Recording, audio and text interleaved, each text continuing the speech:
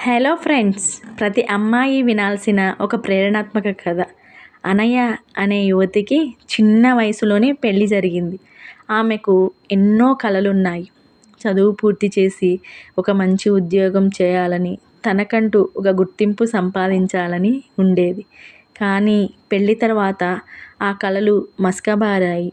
ఇంటి పనులు, బాధ్యతలు ఇవన్నీ ఆమె చుట్టూ గోడల్లా మారాయి. ఒకరోజు ఆమె తండ్రి లాంటి తన మామగారు ఆమె కన్నుల్లోని ఆరాటాన్ని గమనించారు.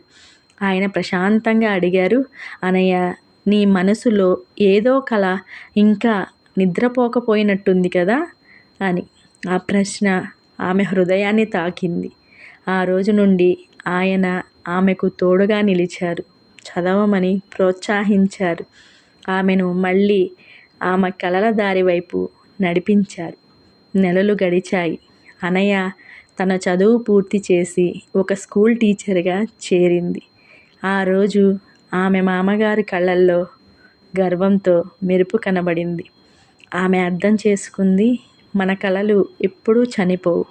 మనం వాటిని వదిలేసినప్పుడే అవి మసకబారతాయి. ఎవరైనా ఒకరు నమ్మకం పెడితే మనలోని వెలుగు మళ్ళీ వెలిగిపోతుంది.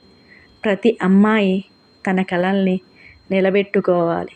పరిస్థితులు ఎంత కఠినమైనా నీ ఆత్మవిశ్వాసం నీకు మార్గం చూపుతుంది. నీ లోపల ఉన్న బలం ఏ తలుపునైనా తెరుస్తుంది.